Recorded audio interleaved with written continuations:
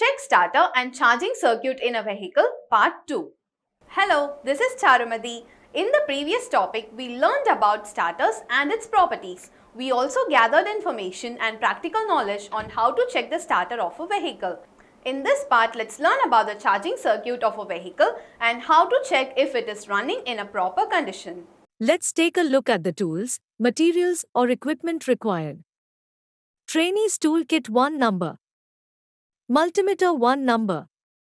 Battery tester 1 number. Ammeter 1 number. Alternator 1 number. A vehicle in running condition 1 number. So let's understand what a charging circuit is and its properties. The charging circuit of a vehicle is responsible for charging the battery of the vehicle and supplying power to the various electrical systems and components in the vehicle. The charging circuit typically consists of the alternator, battery, voltage regulator, and wiring. The alternator is driven by the engine and generates electricity that is used to charge the battery and power the vehicle's electrical systems. The voltage regulator regulates the voltage output of the alternator to prevent overcharging of the battery and to ensure that the voltage remains within a safe range for the electrical components in the vehicle. The battery serves as a backup power source when the alternator is not generating enough electricity, such as when the engine is not running. It also helps to stabilize the voltage in the system and prevent voltage spikes that can damage sensitive electronic components. The wiring in the charging circuit connects the alternator, battery, and voltage regulator together and ensures that the electrical current flows smoothly between these components. Wiring problems can cause charging system issues, such as a dead battery or a battery that is not charging properly. Regular maintenance of the charging circuit, such as checking the battery, alternator, and wiring, is important to ensure reliable operation of the vehicle's electrical system. Let's start with the procedure. Prepare your multimeter. Set your multimeter to voltage and ensure it's adjusted to 20 DC volts, or if your voltmeter does not have incremental settings, 220, 200, 2000, then simply set it to DC volts. Touch the probes to your battery terminals. Press each probe to the correct terminal, touching negative to negative and positive to positive. Note, your multimeter and battery are probably both color-coded, so the negative terminal and probe will be black while the positive terminal and probe are red. Take a reading on the battery. You should read between 12.4 to 12.6 volts. Write down this reading. If it's below 12.4 volts, check battery manual on how your battery could be bad. Now, start the vehicle. Check the reading. Again, touch the same location you did when checking the battery. Note, your charging system should be supplying voltage between 14.0 to 14.5 in most cases, sometimes higher, but never over 16.5 volts. What you are looking for is a number higher than the initial battery voltage.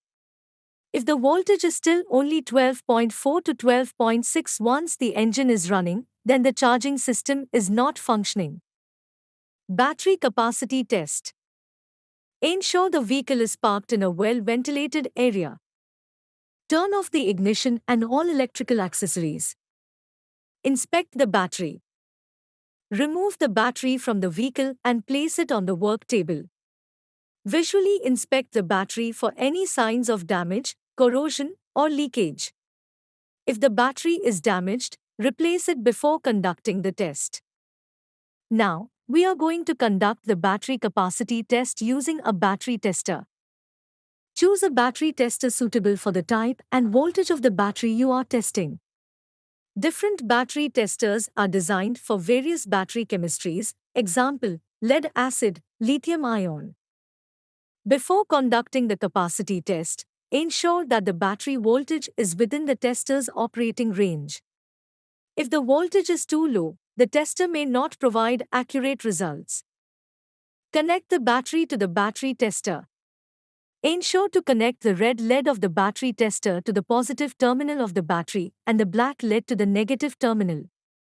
The power button of the battery tester should not be operated for more than 3 to 5 seconds. Make note of the readings. If the voltage reads anything below 10 volts, it means that the battery has gone bad. If it reads between 10 to 11 volts, the battery is in average working condition. If the battery tester reads above 11 volts, it means that the battery is in optimal or good condition. If any issues are found and components are replaced, repeat the battery capacity test to ensure that the charging system is functioning correctly. Drain testing with ammeter in line. Check for current drains on the battery in excess of 50 mA with all the electrical accessories off and the vehicle at rest. Current drains can be tested with the following procedure. Warning: do not attempt this test on a lead-acid battery that has recently been recharged. Explosive gases can cause personal injury. To prevent damage to the meter, do not crank the engine or operate accessories that draw more than 10 amperes. Note: many computers draw 10 milliamperes or more continuously. Use an inline ammeter between the battery positive or negative post and its respective cable. Turn the switch to milliamperes or ADC. Disconnect the battery terminal and touch the probes.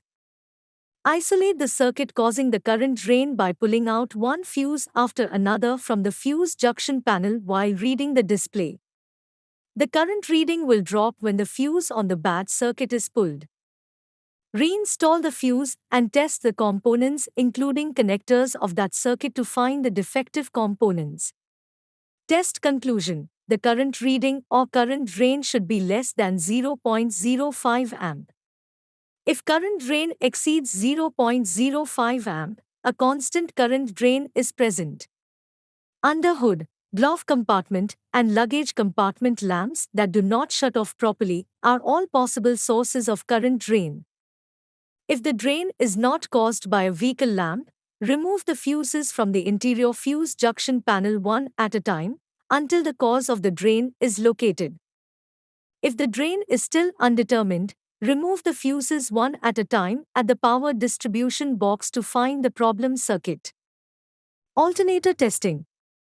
To prevent damage to the alternator, do not make jumper wire connections except as directed.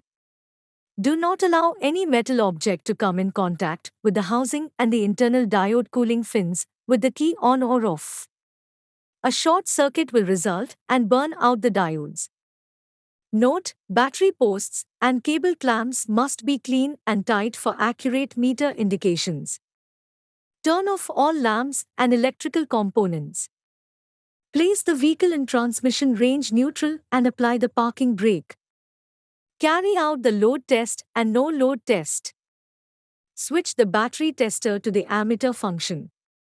Connect the positive and negative LEDs of the battery tester to the corresponding battery terminals. Connect the current probe to the alternator, B+ output LED. With the engine running at 2000 rpm, alternator output should be greater than as shown on the graph. Switch the battery tester to the voltmeter function.